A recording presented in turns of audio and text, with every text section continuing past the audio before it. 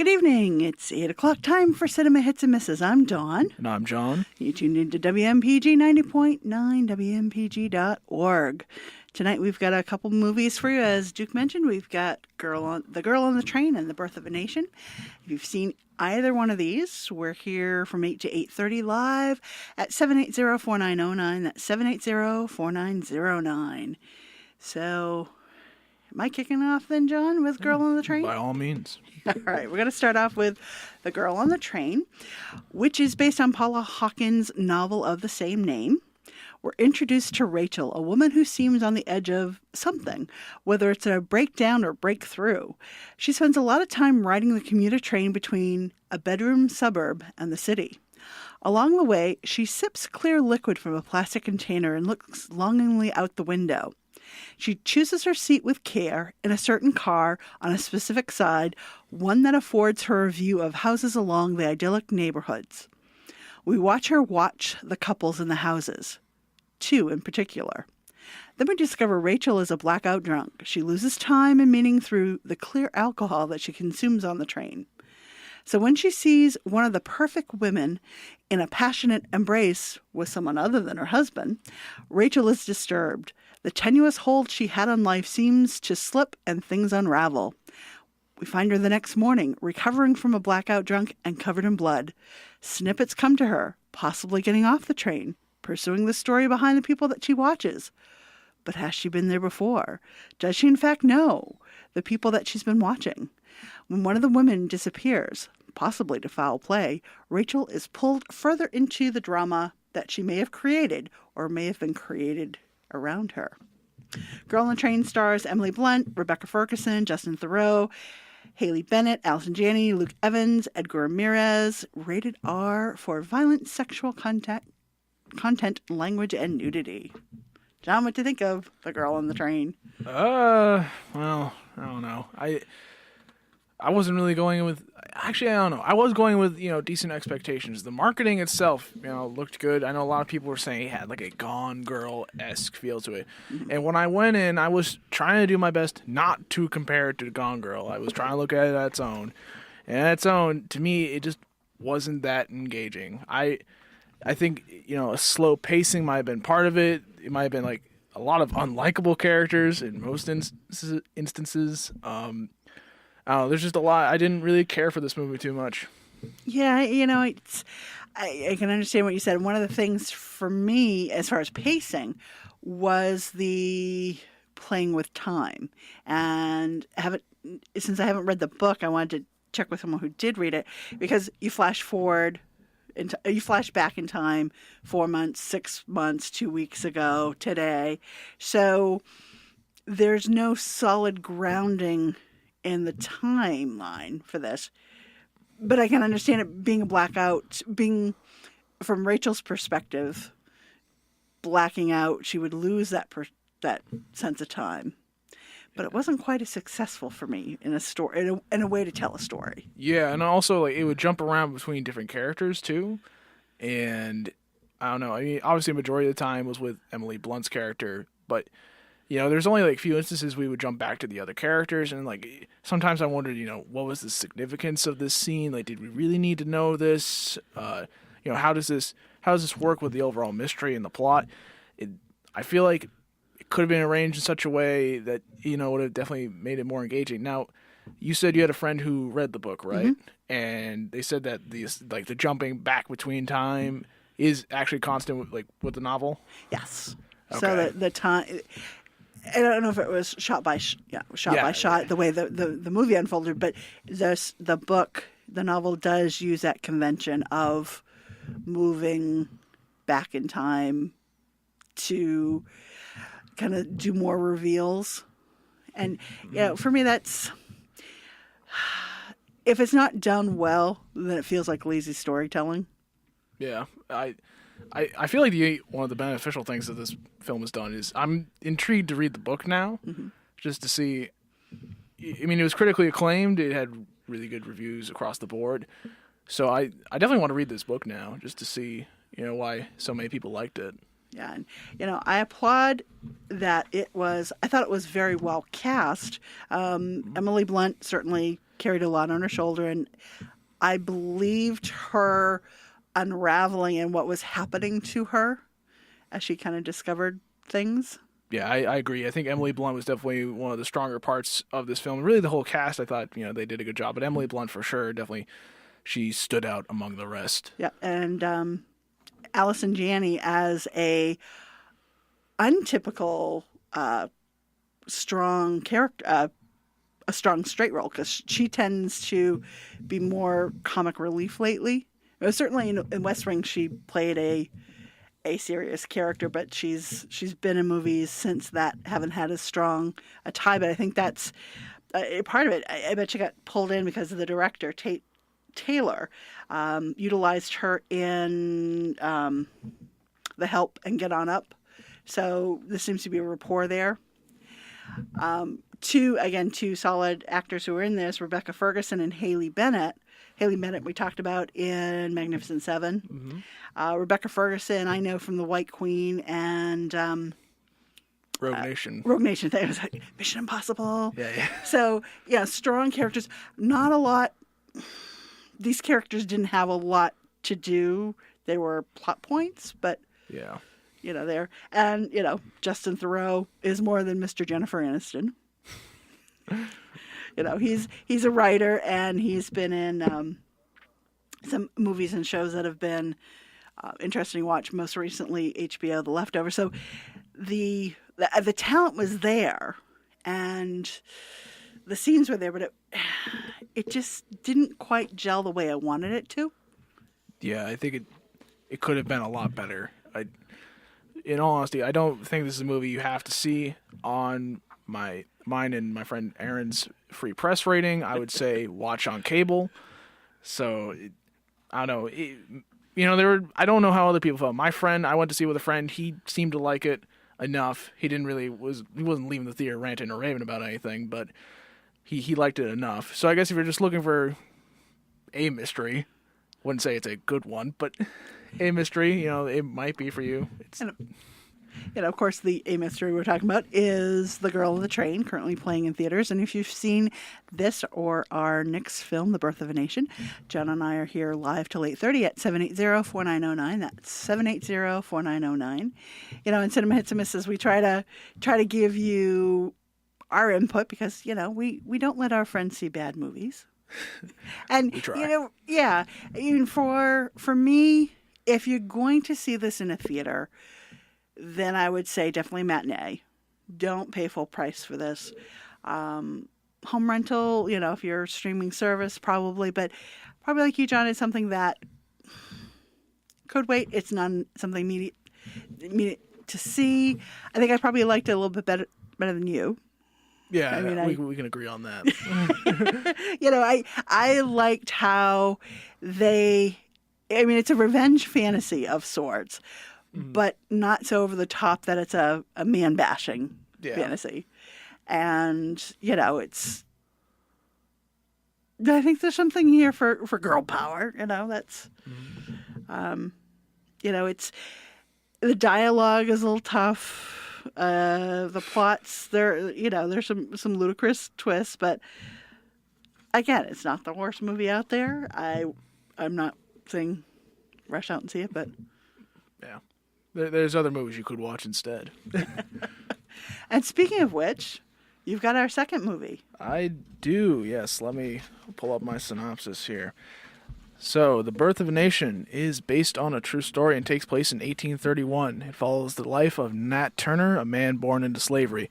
At a young age, Nat taught himself how to read by taking a book from his owner's porch. The owner's wife, Elizabeth Turner, notices this and teaches Nat how to read the Bible. We jump several years to Nat being a preacher to the slaves at the plantation, which is now being run by the owner's son, Samuel. A drought takes place throughout the region, making things difficult for slave owners to feed and clothe their slaves. To get extra money, Sam uses Nat to go around the county and preach to other slaves at other plantations. It's from this experience where Nat sees how truly horrible some of his brethren are being treated. It's this, along with other events, that causes Nat to start a rebellion with the other slaves for their freedom. Now, Birth of a Nation is directed by Nate Parker and stars Nate Parker, Armie Hammer, Penelope Ann Miller, Jackie Earle Haley, Mark Boone Jr., Coleman Domingo, Dwight Henry, I think Aja. We'll go with that. I'm sorry if I butcher the pronunciation.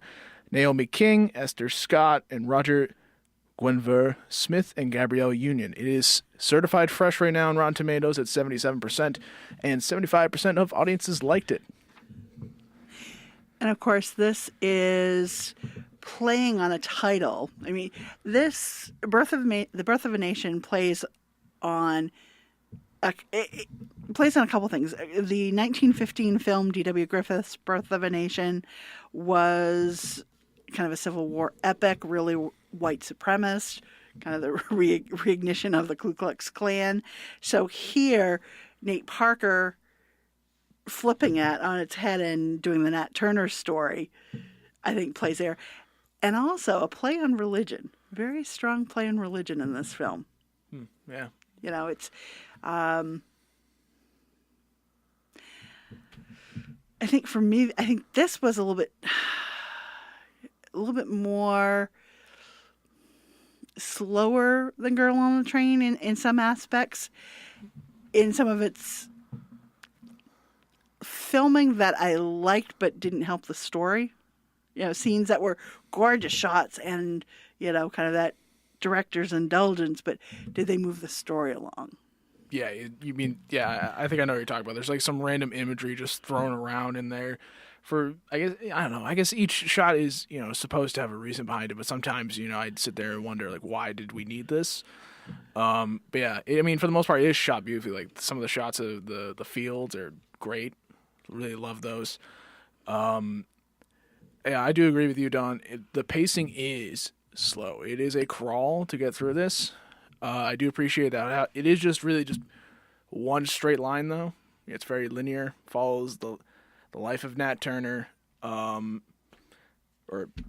saying that right. I almost say like Nate Parker and Nat Turner. Something like mixing them. I don't want to mix that up, but Nat Turner. I appreciate that, but yeah, there are definitely some scenes I wondered like why we needed this. It definitely just felt a little bit too slow. I don't think it will grasp a lot of mass audiences that quickly. Yeah, you know,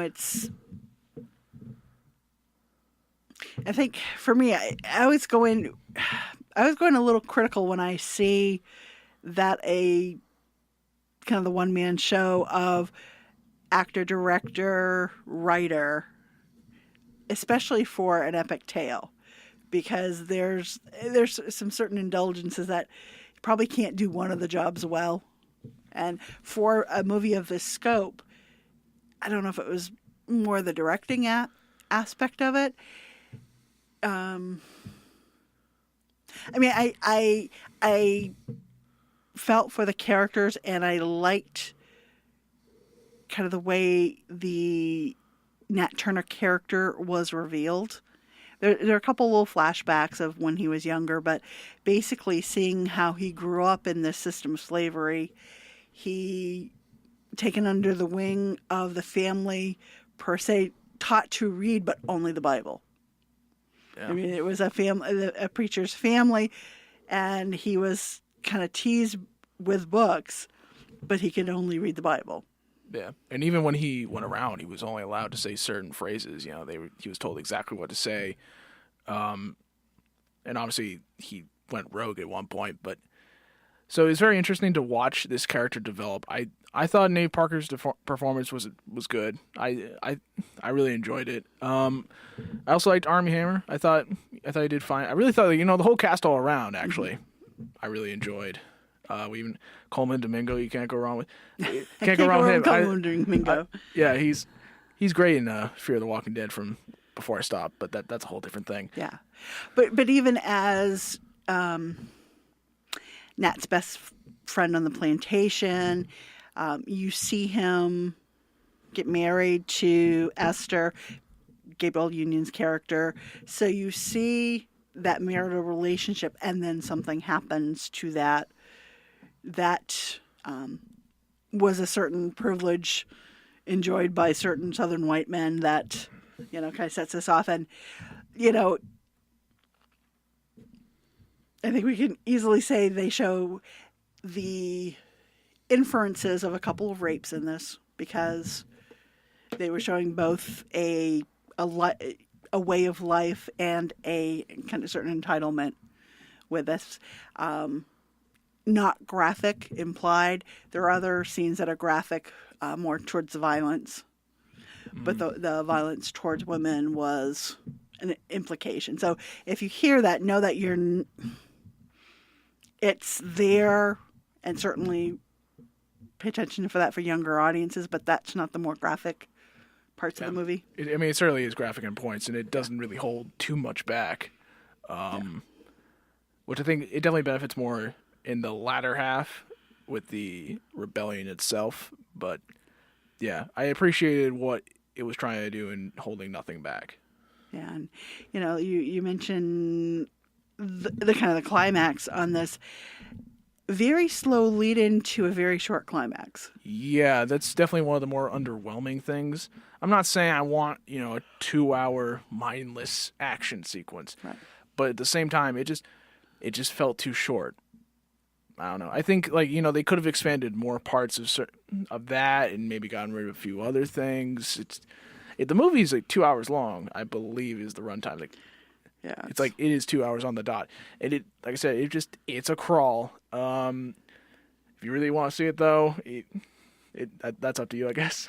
Yeah, I mean it basically, you're seeing a different side of the Nat Turner rebellion. I mean, there are points that he saw a lot of abuse, and certain things happened. He made a stand, and that axe wielding brigade that he led also caused a swath of destruction that may or may not have been warranted. I mean, we can easily stand the distance of time now and have an opinion, but at the time that he lived in, probably very justified from his viewpoint.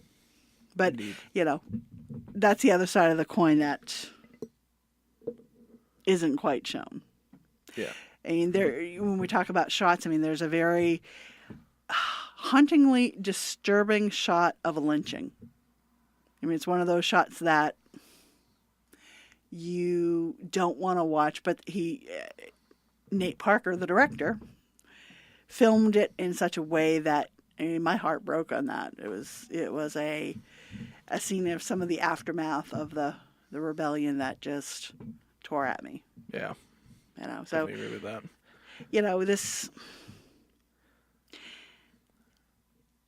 This movie that we're talking about is The Birth of a Nation here in Cinema Hits and Misses. And if you've seen this, give us a call, 780-4909. That's 780-4909. We're here till 8:30. Now, there's nothing here that we don't know about slavery. I don't think there's anything revealed. Of course, this is getting compared to 12 Years a Slave. Mm-hmm. And of course, I mean, implications of the director's personal life, which whether or not you carry that in here, we try not to carry it in because we're trying to look at the film. Try to look at it on its own merits. Yeah. I think that there are points that were brought up. Good parallels here for the two movies. I mean, it's similar ground. And also earlier this year, Free State of Jones, which is more of a telling during the Civil War and more against the Southerners who were using both white and black free labor to increase their economic demand. So, I mean, you're seeing more of these stories fleshed out. Mm. I mean, it's a touch point part of our history. So for me, my hot point more than anything else was actually watching the kind of the religious battle, because you have one side who uses the Bible and its verses to kind of give approval for what they're doing. So if you're looking at the certain Christian faction that said, you can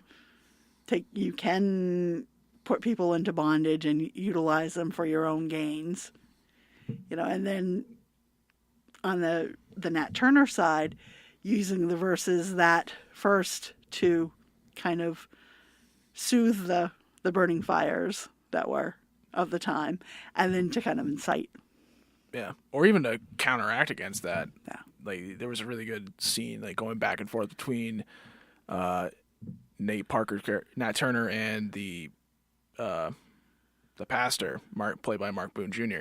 That is definitely, it was interesting to watch for sure. I remember with this film, this is definitely one of my more anticipated films. You know, it came out Sundance back, was it February, right? Yeah. It came out roaring. Like people were going crazy. Now, granted, I don't ever try to really overhype myself for a film nowadays. I've been disappointed more than my fair share. So, you know, I always start at zero. Regardless of the film, I start at zero and see where it goes.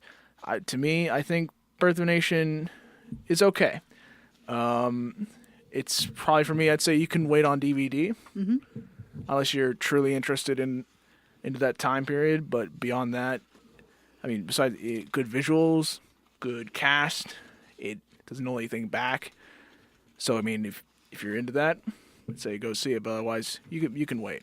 Yeah, and I think I was the same with you, John. I mean, we were talking about this pretty much since when you and Ryan were joining the show to this is our July, talking about, this is something on our radar, because we look at movies that are coming out. We kind of go to either Box Office Mojo or Rotten Tomatoes to see what's coming out, or film festivals, and so we look for it, and we hope that films hit our area, because we like a diversity of films, and so I'm glad it played here. I'm glad I saw it.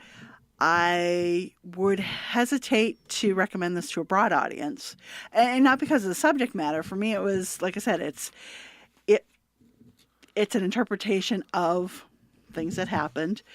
For me, it was more the storytelling and the pacing. It was a little bit slower than what I wanted, but again, that was the way he wanted to tell the tale. So I could say wait for a matinee or wait for a rental on this easily. There's nothing that would compel me to say, oh, run out and see it. And again, it's not bad, but it's not a barn burner for me. It's not a must see. So it's not what it was hyped out to be from Sundance, but that's just me. Yeah. So while we've got a few minutes left here on Cinema Hits and Misses, we do want to take a moment and, of course, remind you that along with your wide releases, that you have options in the area to support your Maine-made filmmakers.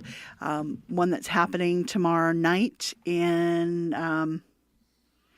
the Auburn flagship, we have Bad Kid, which is a feature film world premiere made in Maine. It's Killintainment. It's proud to announce the world premiere of Bad Kid. It's a feature film.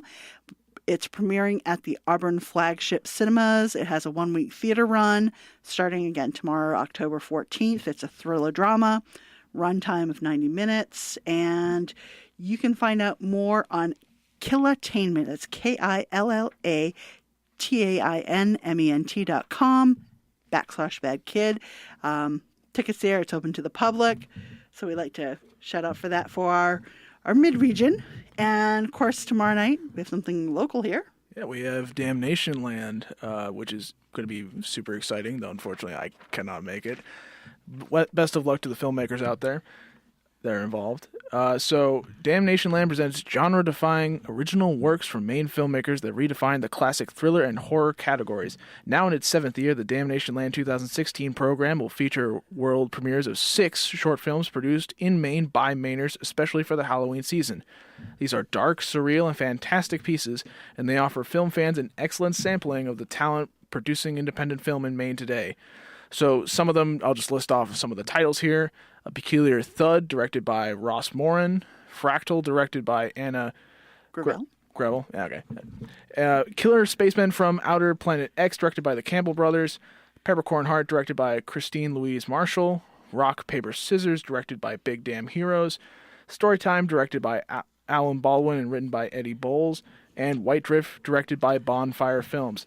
Now, where you can see some of these locations, obviously it starts tomorrow. The first location will be at the State Theater right here in Portland. Doors open at 6:45, and the show will be at 7:45 p.m. And some other showings will include the Nickelodeon Cinema here on Monday, the 17th. Showtimes are at 6:45 and 9:30.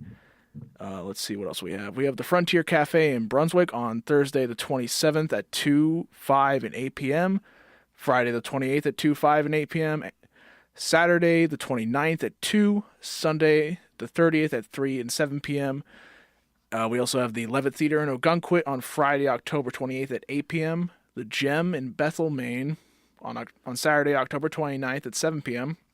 And the final location is at the Magic Lantern in Bridgeton, Maine, Friday, October 28th at 8:30.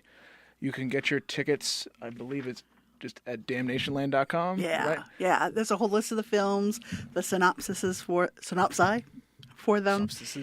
Yeah, I mean, I've gone quite a few times to Damnation Land. I don't know if I'll be able to make it this time, but the crew that pulls together these films, both the Team Damnation Land, and the filmmakers, really get together to put on a collection of shows for you. In fact, one of the things that I definitely want to see, Storytime, directed by Alan Baldwin, written by Eddie Bowles.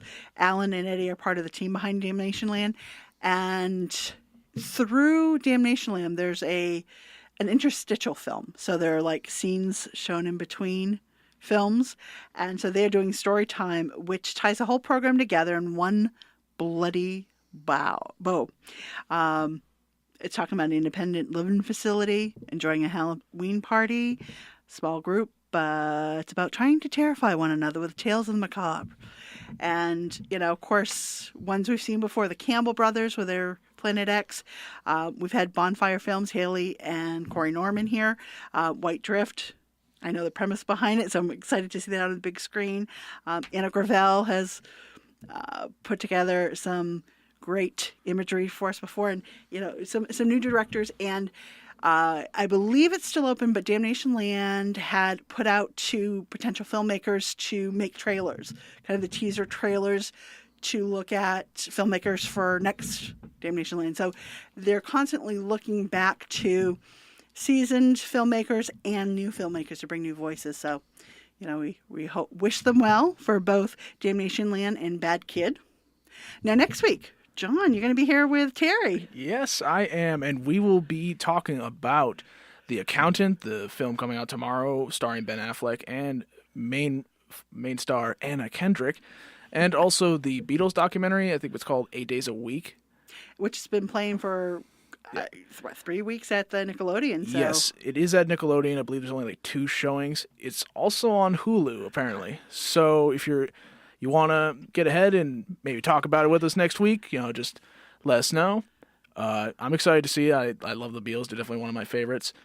So yeah, I think it's going to be an exciting week next week.